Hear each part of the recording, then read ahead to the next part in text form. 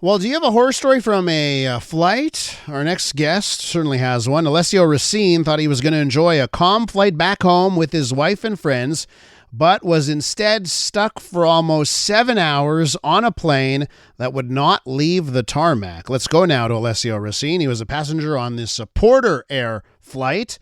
Alessio, welcome to the program. Hey, Elias. Thanks for having me. So tell us your story here. Take it from the top here. Where were you? Where were you going? Give our listeners the whole story here. Yeah, so we were at the Fort Lauderdale airport. It was March 30th, and we were just trying to get back home to Montreal after a few-day getaway. My wife and I were stuck on a plane for over 6 hours with no clear answers, and then left stranded overnight with no help. And actually, after, trying to deal with Porter directly and getting nowhere, I felt it was important to speak up, not just for us, but for other passengers who've gone through the same. Okay, so let's talk about that experience before we try and we're also going to try and get you some help here. But So let's talk about the 6 hours plus. Okay, sure. When did you know? Like everything was normal, boarding wise, everything was normal. When did you figure out something was wrong? At first, the flight was delayed by an hour initially. I mean, no big deal, right? Flights are delayed. It happens. Then that hour passed, and then it was delayed by another hour. And then when we finally boarded, we were just left on the plane for 6 hours. We were told different reasons throughout the ordeal. Mm-hmm. At first, there was weather that was blamed, and then an aircraft malfunction, then back to weather, and then eventually, almost about 8 hours after we were supposed to depart, the flight was canceled altogether.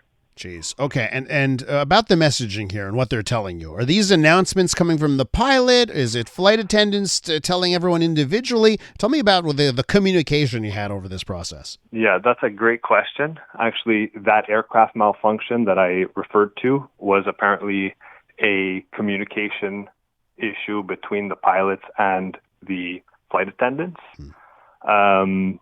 But we got occasional updates from the pilot, more or less radio silence from the flight attendants themselves because they didn't know much of what was going on. Actually, one of the excuses that they gave during that 6+ hour ordeal was that Montreal was under a ground stop due to weather. But the weird thing about that is that I had family members on 2 different Air Canada flights who managed to depart from Montreal while we were stuck on the tarmac. So I wonder how these, quote, uncontrollable delays didn't affect those flights. Yeah. And when you're on the plane, is there an effort to keep you and the other passengers happy? Were the drinks flowing? Was there meals? What was happening in these 6 hours? What were you doing? Another great question. Well, pretty much because the seatbelt sign was on the whole time, I guess they weren't technically allowed. But I mean, regardless, the fact remains that we were offered water once in all this, and a bag of nuts. for a 6 hour stay. Okay.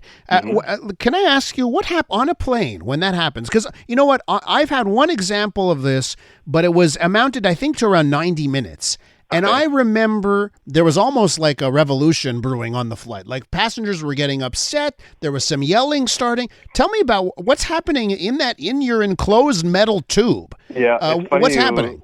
It's funny you say that because for sure with every passing hour, there was more and more unease amongst the passengers, right? Like because of all these changing reasons, you had, with all the time that was passing, more and more people voicing their concerns about, well, should I be on this flight to begin with? It all just seemed too eerie to be true. Yeah.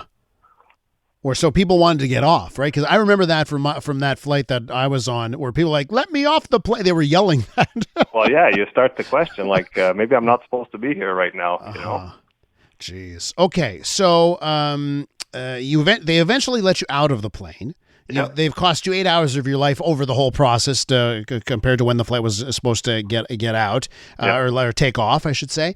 And then you're left high and dry for the evening. Tell us about that part of things. Yeah, so when we were finally told the flight was canceled, it was the flight attendant who made the announcement, and she said something, I'm paraphrasing here, but something to the effect of, I don't know why I'm the one announcing this to you. It's supposed to be the captain's responsibility, but I guess I need to tell you that the flight is canceled. To me, I mean, I took that as indication that even the flight attendant seemed to be in disbelief at how we had been kept so poorly informed through all this.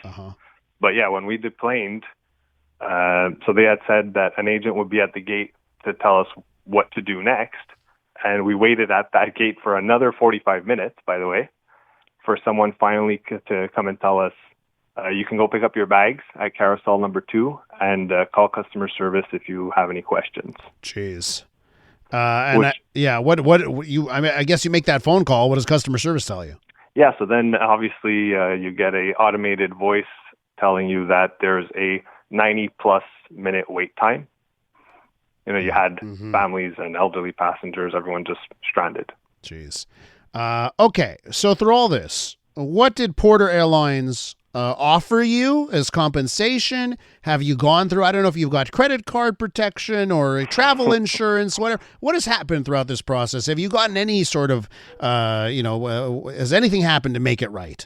Well, naturally, we had to rebook everything ourselves, right? We're just left at the gate, basically being told, arrange yourself. We weren't told about any alternate booking or anything like that, right? So flight, hotel, food, transportation, all out of pocket. At this point, it's about 11:30 at night, by the way. Jeez. But yeah, we submitted receipts totaling about $1,200, and Porter responded by offering a very kind $150 voucher for future travel. And they blamed, there was a new reason when they finally offered that voucher. They blamed air traffic control, as if that absolves them of responsibility, which, as far as I can tell, under Canadian passenger protection rules, it does not. I do have a listener saying that they were on an Air Canada flight on that exact day, and at that time they were delayed 3 hours, but they made it. They made it off the tarmac. They did make it home. That sounds like a better story. It does. So, are you gonna how are you gonna keep fighting this fight here? Are you gonna try and get some sort of semblance of money back here? I mean, I guess I have to try. Yeah. You know, right now I'm focused on getting fair reimbursement and making sure that this issue is visible. But if the airline won't take responsibility, then for sure I'll explore all options, including naturally making a complaint to the Canadian Transportation Agency. And I was going to ask you about that, right? Because, I think the governments in the last few years have made all types of announcements that, we're going to stand up for passengers. And I don't know in practice if it's working. You're going to end up at that stage, I guess, pretty soon. I mean, I would imagine, like Porter eventually said the delay was caused by air traffic control. Yeah. That's what they eventually claimed, but their own staff cited different reasons throughout the evening.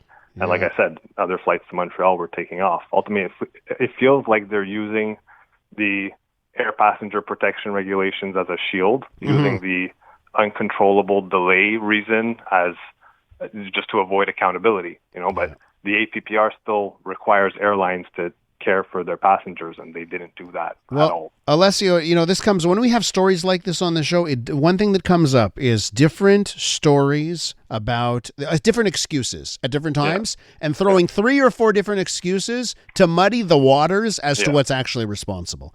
That's what it was. Yeah. Alessio, thanks for sharing your story to our listeners. Getting a lot of reaction on the text line. I appreciate it. Thank you so much for having me. Alessio Recine, he is a passenger on that Porter Airlines flight that was left on the tarmac for almost 7 hours.